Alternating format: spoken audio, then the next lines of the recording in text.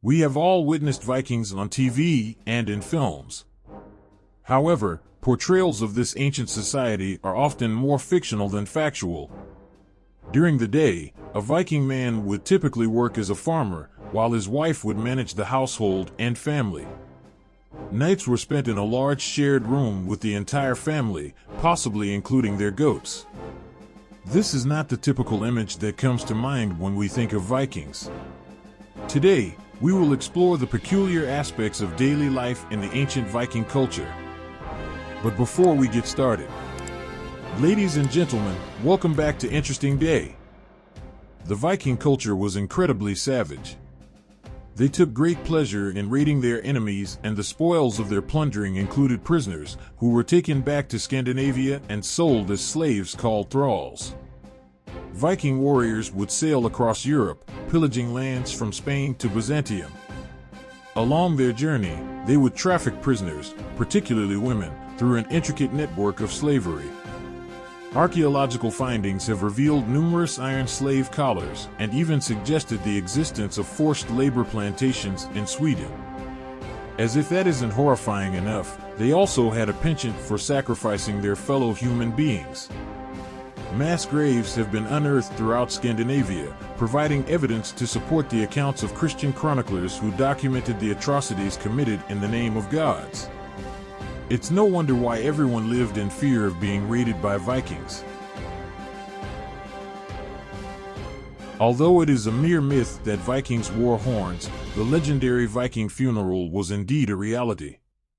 Esteemed warriors would have their bodies placed on a ship, ranging in size from a small rowboat to a colossal warship. The vessel would be equipped with grave goods, essential items that the deceased would require in the afterlife. These goods could include precious gems, animals, weapons, and, quite chillingly, living slaves who belonged to the departed. Once loaded, the boat, still on land, would be set ablaze, sending the warrior off in a literal display of honor. While this honor was predominantly bestowed upon men, it is noteworthy that numerous women also received this right. In the 10th century, a writer witnessed a funeral resembling one of these ship burials. He documented that in the case of wealthy individuals of high status, 1/3 of their wealth was inherited by their family, another third was dedicated to their funeral attire, and the final third was used to acquire alcoholic beverages that would be served at the cremation, a solemn occasion akin to a Viking funeral celebration. It's common knowledge that Scandinavia experiences harsh winters with freezing temperatures. As a result, the ground becomes icy and navigating becomes challenging. However, for Vikings whose daily lives often revolved around hunting, they couldn't allow a little ice to hinder them. So, how did they cope with this obstacle? Researchers proposed that they simply glided across the ice. This theory is supported by the discovery of over 100 well-preserved pinewood skis and bogs. One aspect that Vikings are not typically recognized for is their hairstyles. Interestingly, there might be a plausible explanation for this. Specifically, Vikings sported what is known as reverse mullets. When they first arrived in England, the locals couldn't help but observe the distinct hairstyle of the newcomers, featuring a parted front and a contrasting style at the back. This hairstyle gained disfavor, especially within the church. Viking houses consisted of a single, spacious room. In this living space, it was common for a Viking family to coexist with their animals. While some houses had 2 rooms, primarily for the purpose of avoiding potential harm from goats during sleep, these were typically reserved for wealthier individuals within society. As Viking culture evolved, wealthier Vikings began to acquire larger homes with more ample space. These homes could comfortably accommodate the inhabitants, livestock, and provisions that required shelter. The principal area within such structures was referred to as the longhouse, featuring a hearth and a cooking pit, serving as a communal hall. Viking women had the potential to become chiefs or warriors, but most focused on managing households. They stocked food, weaved, repaired sails, and led their families. Adultery by wives was a serious offense, with husbands having the right to execute both wife and lover. Men, however, could have concubines and father children outside of marriage. Some believed Vikings practiced polygamy due to this. Yet, women had the right to divorce, which was straightforward. They gathered witnesses and declared themselves divorced, although property ownership could complicate matters. The existence of this option is remarkable. Viking men and women engaged in a game known as Nefl for leisure. Nefl, similar to chess, is believed to have developed from an older Roman game. They also enjoyed playing regular chess, such as the famous 12th century Norwegian Lewis chessmen, carved from walrus ivory and whale teeth, found in the British Museum. This set is one of the few surviving medieval chess sets. Nefl holds great significance in Viking culture and history, often appearing in Norse sagas played by heroes and kings. An example is the saga of King Olaf, which recounts a match between two real historical figures, Knut the Great, King of England, Norway, and Denmark, and his nobleman Olaf. The Vikings possessed the ability to write and were not illiterate. They utilized a runic alphabet known as Fuark, which consisted of 24 letters.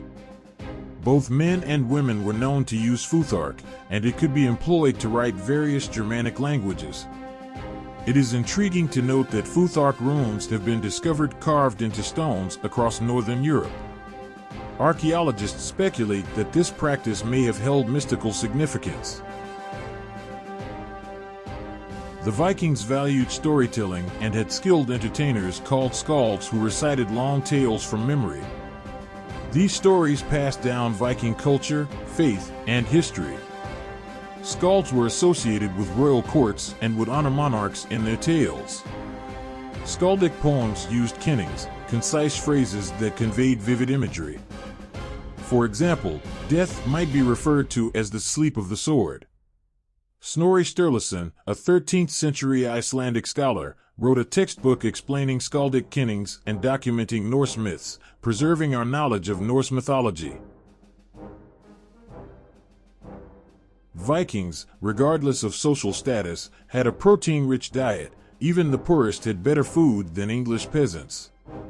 They ate twice a day, with meat like goat, reindeer, elk, lamb, and occasionally bear. Pigs were raised for pork. Most meat dishes were boiled, like the stew called scouse, eaten with bread made from beans, grain, and bark. Fish, especially herring, was also important, prepared in different ways. Their diet included fruits, vegetables, herbs, and spices for flavor. However, Vikings faced health issues, with evidence of intestinal parasites, and occasionally, their bread had poisonous wheat seeds causing indigestion. Nowadays, we all enjoy a good beer.